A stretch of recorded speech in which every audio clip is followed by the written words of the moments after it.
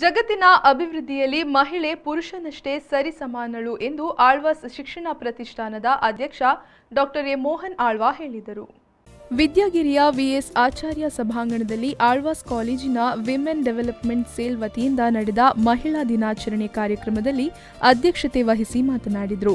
ಕಾರ್ಯಕ್ರಮದಲ್ಲಿ ಮಹಿಳಾ ಸಾಧಕರಾದ ಕಸ್ತೂರ್ಬಾ ಮೆಡಿಕಲ್ ಕಾಲೇಜಿನ ಮೈಕ್ರೋಬಯಾಲಜಿ ವಿಭಾಗದ ಪ್ರಾಧ್ಯಾಪಕಿ ಡಾಕ್ಟರ್ ಮಮತಾ ಬಳ್ಳಾಳ್, ನಿಟ್ಟೆಯ ಕೆಎಸ್ ಹೆಗ್ಡೆ ಮೆಡಿಕಲ್ ಕಾಲೇಜ್ ಇಲ್ಲಿನ ಮೈಕ್ರೋಬಯಾಲಜಿ ವಿಭಾಗದ ಪ್ರಾಧ್ಯಾಪಕಿ ಹಾಗೂ ಸಂಶೋಧನಾ ವಿಭಾಗದ ಸಂಯೋಜಕಿ doctor A Veena Shetty, father Muller medical ಕಾಲೇಜಿನ ಮೈಕ್ರೋಬಯಾಲಜಿ ವಿಭಾಗದ ಪ್ರಾಧ್ಯಾಪಕಿ ಡಾಕ್ಟರ್ ಬೀನಾ ಆಂಟನಿ, ಎನಪೋಯ ಸಂಶೋಧನಾ ಸಂಸ್ಥೆಯ ನಿರ್ದೇಶಕಿ ಡಾಕ್ಟರ್ ರೇಖಾ ಪಿಡಿ ಹಾಗೂ ಮಂಗಳೂರು ವಿಶ್ವವಿದ್ಯಾಲಯದ ಮೈಕ್ರೋಬಯಾಲಜಿ ವಿಭಾಗದ ಸಹಾಯಕ ಪ್ರಾಧ್ಯಾಪಕಿ ಡಾಕ್ಟರ್ ಭಾರತಿ ಪಿ ಅವರನ್ನು ಸನ್ಮಾನಿಸಲಾಯಿತು.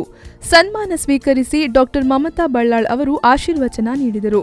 ಆಳ್ವಾಸ್ ಸಂಸ್ಥೆಯ ವತಿಯಿಂದ ಮಹಿಳಾ ಸಾಧಕಿಯರನ್ನು ಗೌರವಿಸಲಾಯಿತು. ಜೊತೆಗೆ ಮಹಿಳಾ ನಿಯತಕಾಲಿಕೆ ಅಥೆನಾದ ಮುಖಪುಟವನ್ನು ಅನಾವರಣಗೊಳಿಸಲಾಯಿತು.